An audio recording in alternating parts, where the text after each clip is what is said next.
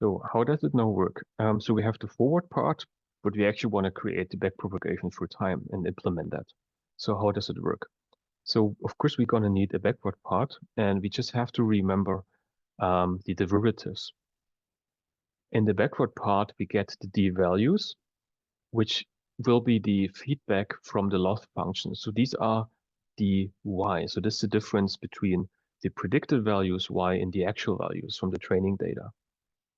And of course, we're going to need all those ingredients here. So we need t and h, xt, because we need all those values here. We also need the activation function. And of course, we need to change all the weights. We also need the d weights. And according to our derivatives, we also need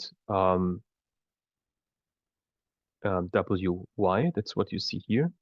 But we also need wh, and I will show you in a few seconds why we're going to need that. So the d values, that's the feedback from dy. So if we want to take a look at our derivatives and, for example, look at the derivative of one of those w's, then we have all these derivatives here, which we discussed earlier. And also let's take a look at the RNN cell again, that we understand which path the derivatives go through the cell. So we get the change of the loss function with respect to y, so we get the dy. And this is our d values. So that's the change of y, and these are the d values, so that's the outermost derivative, if you like. And we start our backpropagation through time with the last time step where we have calculated a value from.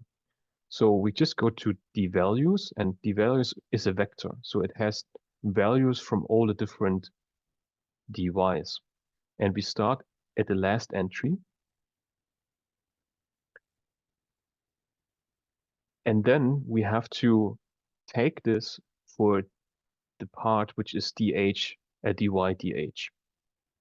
And also we should not forget that our y is created with the product of h and wy. So we first calculate dy, dh. And how do you calculate this? So dy, dh is just dy times wy. And so that's our dh. So what is in this yellow frame is already the product of these two derivatives here. Then we have already those three derivatives here. So we need this for 3 of the learnables, and we have already dht. What comes next is the actual backpropagation through time. So we have the initial values now from the last time step. And now we go through our loop in time, but in a reversed way. And in Python, there's this command reversed. So it starts with the largest value of t. Let's say we have 100 time step, that would be 99, and it goes down to 0. So we just run the same loop, but backwards using reversed and just multiplying all these derivatives. So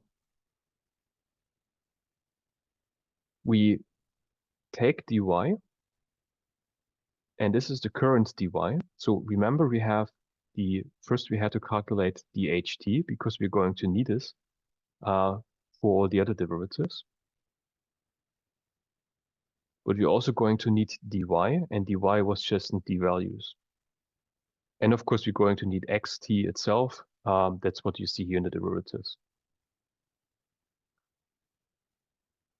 So then we have to multiply with the derivative from the tangent hyperbolicus. So we take dht because it comes from this part here and put it in the backward part. This is the outer derivative, and then internally it multiplies it with 1 minus tangent hyperbolicus square, and the result here is the product of this derivative and the inner derivative. So this part is this part already. So the output, which I just call d tangents hyperbolicus here, is actually the product of all these derivatives here. So therefore, we can calculate the weight for our first learnable, for example, which goes in x direction. So dwx is then just np dot, this derivative times xt. So that's exactly what you see here. So this is this path. So we just went down this path here in our RNN saw. And for dy, it's a bit shorter because then we have just, so for dwy is shorter because then we just have dy times ht. And it's ht plus 1 because we're always one time step ahead in ht.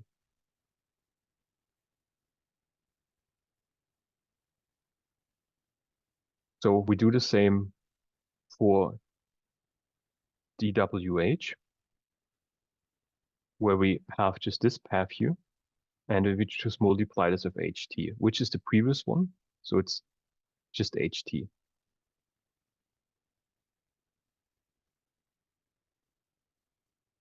That's almost it. Of course, we need the bias. The derivative of dv just gives us a 1 at the very end. So we just have sum up the tangents hyperbolicus.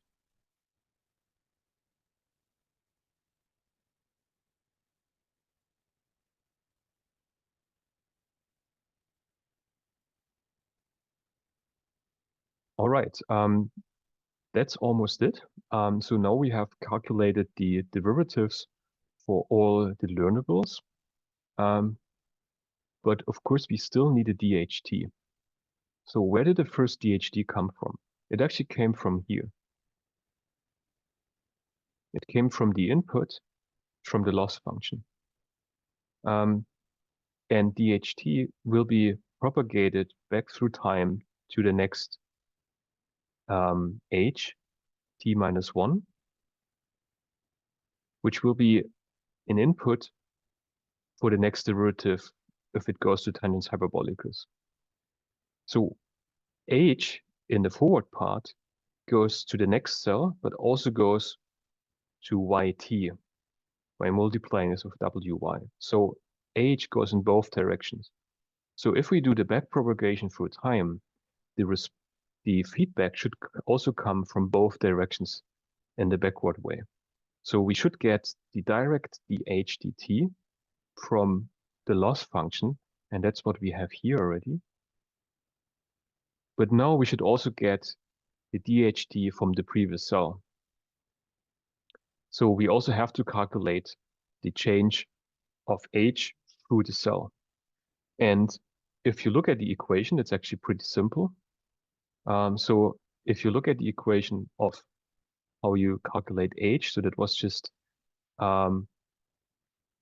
the tangents hyperbolicus, that's h.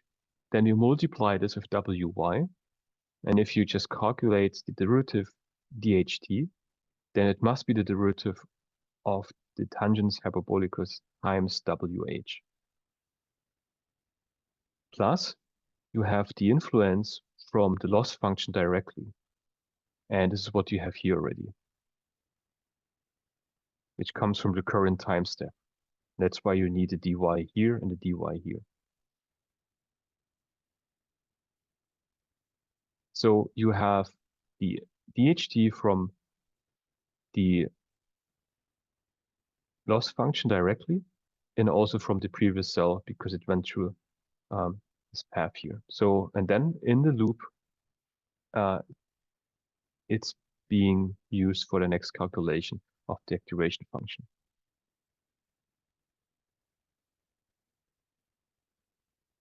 And again, the first part of the derivative comes from this part here.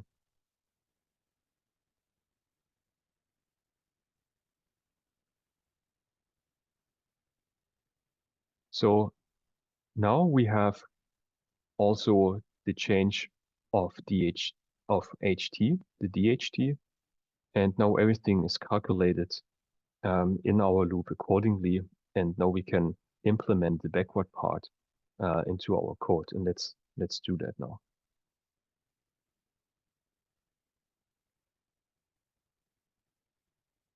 So let me just move back to our code.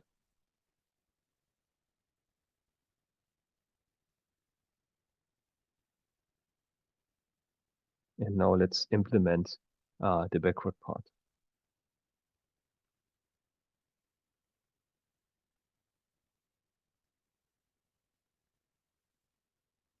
So we have the forward part here and the backward part. And let us add the forward part in the cell. And now let's implement the backward part.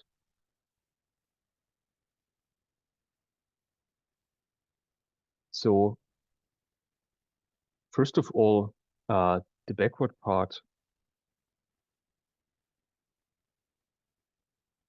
needs the D values as an input.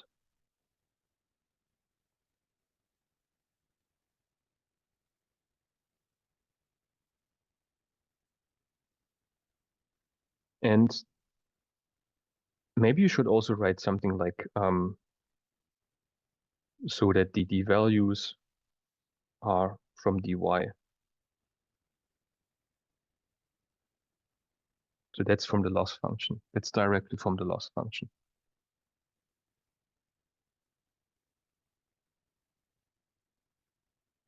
Need some space here. Then let's just call all these variables directly again. Although it's the code will have a few more lines then, but in the part of the actual backpropagation, it will look a bit more compact. Again, this is something you don't have to do. It is just making the actual part of the code, which is interesting, more compact, that you really see what it actually does. Because if you have the self prefix all the time, it just looks a bit longer. So again, from the programming point of view, you don't have to do that. You can just use it directly. But I want to do it like this, so that you really see what the code is doing and it's more compact.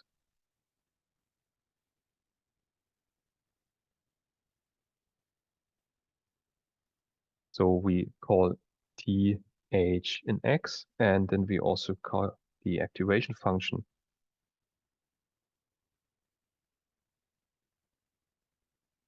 And then we also want to call the d weights.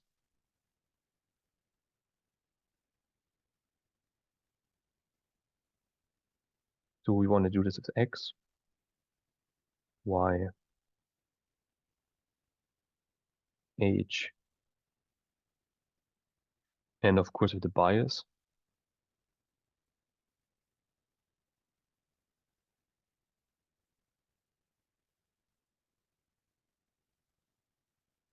And I also want to keep it orderly.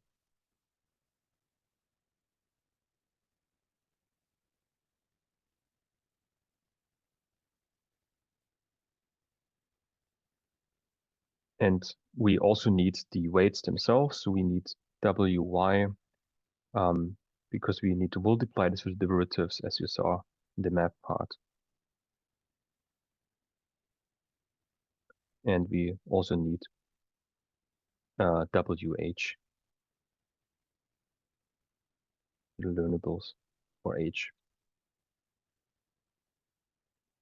So now there's the actual backpropagation through time. And for the backpropagation through time, we just run our loop in a reversed way. So we just say then for t in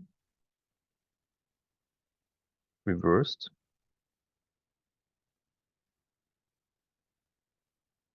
and then we have t. Then we just multiply all these derivatives with each other. So what do we actually need first of all? So we first of all need to calculate the first DHT. And the first DHT only comes from the loss function because there's no previous cell. So it's just np dot. And as I showed earlier, it's just w, y, and we have to transpose it in order to keep the shape. And then we just take the d values. The first, or so the last entry in time is our first entry. And we also want to reshape it.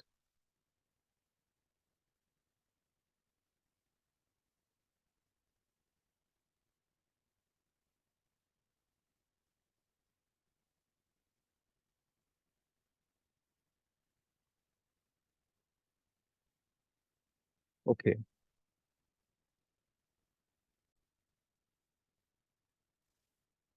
So that's the initial value for DHT. Then we, of course, want to extract the current dy.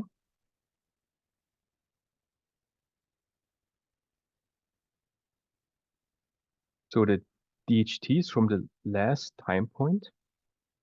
And then we also have dy here. And we also want to extract xt. So the current xt, which we extract from the vector xt, of course, and it also is t at the time point t, and we reshape it. So these are single values for the corresponding time step.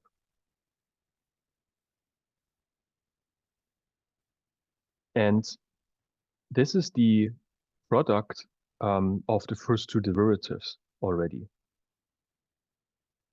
So now we have to multiply this with the tangents hyperbolicus.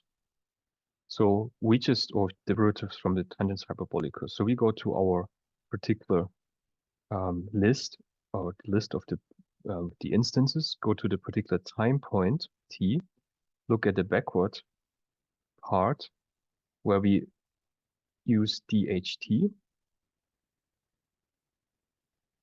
And that's the outer derivative in this case, and then it's been multiplied with the 1 minus tangents hyperbolicus squared part internally. And remember, this is why we need the instances, because this is that depends on the previous input and the forward part. So it performs this multiplication here already. So the derivative of the tangents hyperbolicus here, which I call d tangents hyperbolicus, is the product of DHT and the inner derivative. So we just go to our activation function, and this is the d inputs then.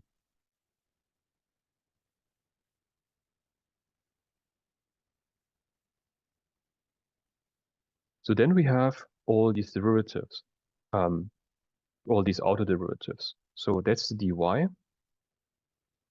That's already like the product of these derivatives. Then you have the next derivative. So we can calculate the changes of all these variables. So let's start with x again. So we just add up all those changes all through time, because for if we do the forward process, we use those weights for calculating the prediction for every time step. So in the backward process, all the changes from dy have to contribute to the changes of the weights. So we just multiply or add up all these changes by multiplying then the last two derivatives. So by using np dot, so we have now here the product of all the derivatives, right? Because it went through all the chain here. So this is a product of all those derivatives here. And now we finally multiply this with the last inner derivative, which gives us an xt. And then we do the same for wy, which in our case, or which gave us just a dy and an ht plus 1.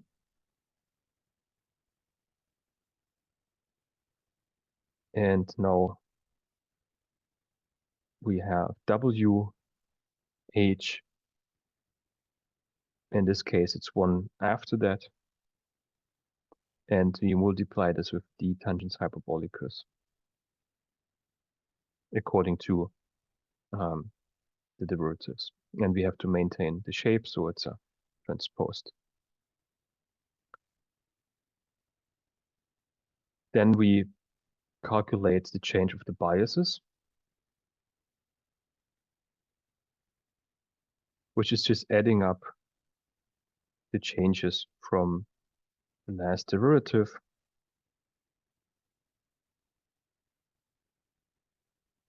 and then we have all the changes of the learnables. So let me also just put it all together in one block so that it's clear that they all belong to each other, that it's one set of variables that we have to reset here.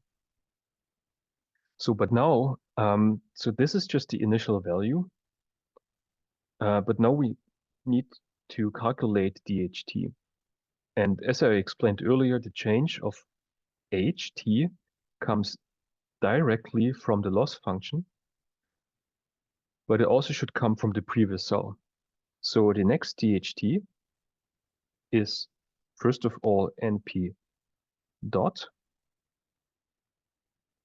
of the, so what comes from the current cell, or from the previous cell, WH times the tangents hyperbolicus, plus the input directly from the loss function.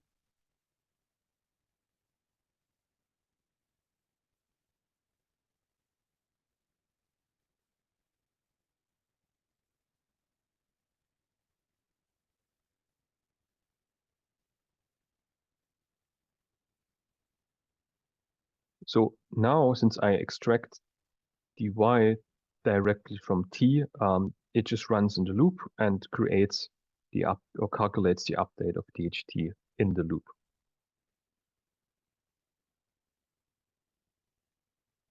And it's the input for the next cell. And that's it. So that's the backpropagation through time. And of course, after everything has been done, hopefully correctly, then we also want to save that. So we just add up all those values. And then at the end, we just save all those learnables.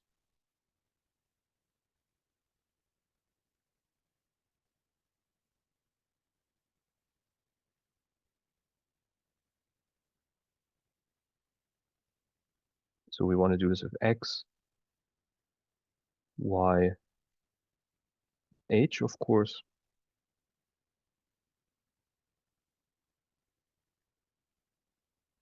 And we also want to do this with the biases.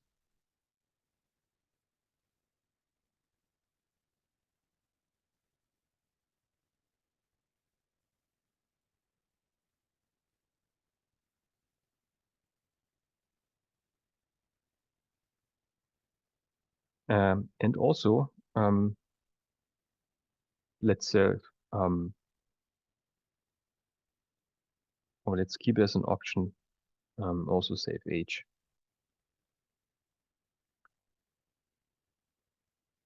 All right, so we have the backpropagation part now. It's just the forward part reversed. Again, you don't have to call those things here explicitly. You could also just have a self, just put self in here. But I find it more convenient because then it's more compact and you really see what the derivatives are actually doing. So let us just summarize the backward part. So we have the values coming from the loss function. Then we calculate our initial DHT. which goes into here. Then we do all the math for calculating the derivatives.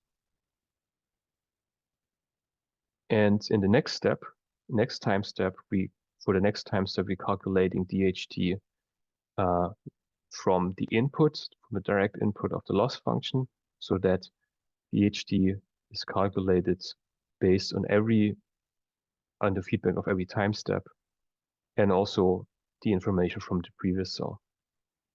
So H is not learnable, so we don't need to change H based on DHT. The only reason why we need DHT is for the backward part of the activation function. So we are ready to test now our backpropagation through time. So we want to test run our code and see whether it really minimizes the loss function. And that's what we're going to do in the next chapter.